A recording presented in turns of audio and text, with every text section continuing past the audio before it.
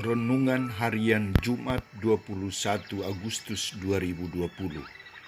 Pekan Biasa ke-20. Peringatan Santo Pius ke-10. Paus. Kasih kepada Allah dan sesama menjadi kasih yang utama. Bacaan pertama diambil dari Nubuat Yeskiel bab 37 ayat 1-14 dan bacaan Injil diambil dari Injil Matius bab 22 ayat 34-40. Saudara-saudariku terkasih, berbicara tentang kasih, semua orang pandai membahasakannya.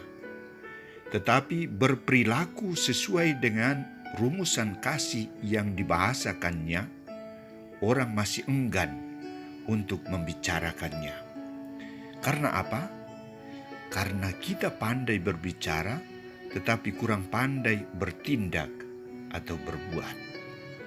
Saudara-saudariku terkasih, Santo Matius menampilkan sejumlah orang Farisi yang suka menjebak Yesus dengan pertanyaan-pertanyaan khas bagi guru agama Yahudi. Bunyi pertanyaannya adalah, "Guru, hukum manakah yang paling utama?" Menanggapi pertanyaan ini, Yesus kelihatannya tidak emosional.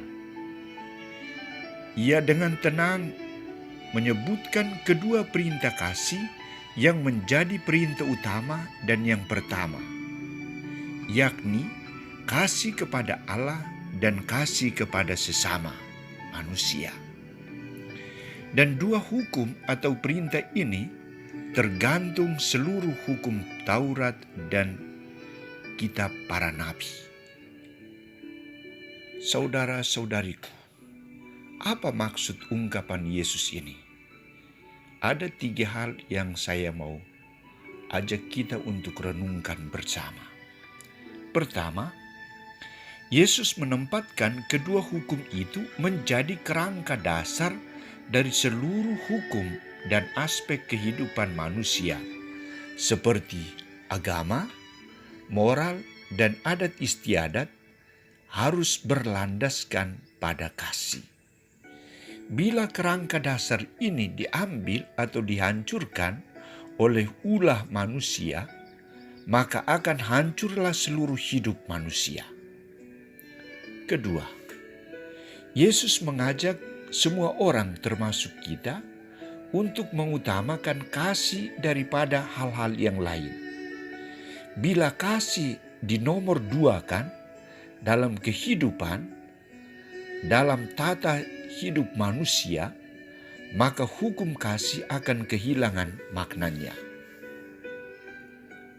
Ketiga, Yesus juga menekankan sikap ketaatan manusia dalam melaksanakan dan menghidupi hukum kasih.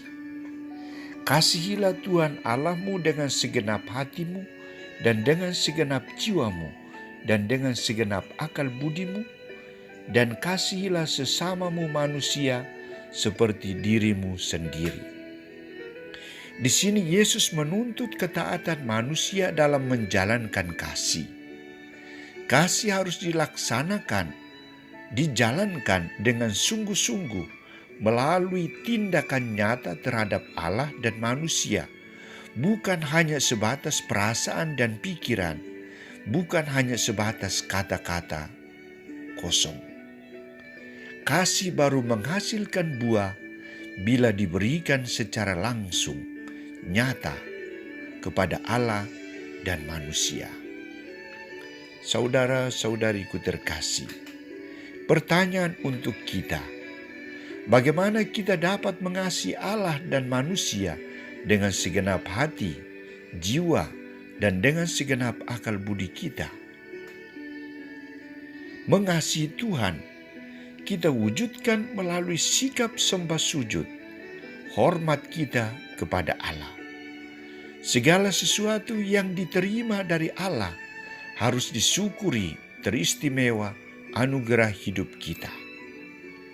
Kita juga dituntut sikap ketaatan melaksanakan perintah-perintahnya, menomorsatukan hukumnya dalam hidup kita, menomorsatukan hukumnya dalam seluruh hukum yang berlaku dalam hidup kita.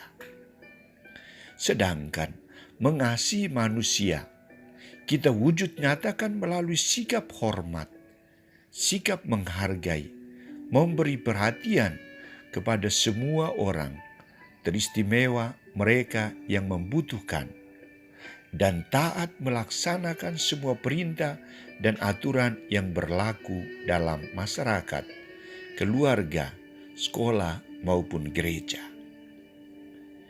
Kita dituntut bukan berbicara atau mengajar, tetapi mempraktekkan, menjalankan hukum melalui sikap dan perbuatan dalam seluruh hidup kita. Ingat, hukum yang paling utama dan pertama adalah kasih terhadap Allah dan kasih terhadap manusia.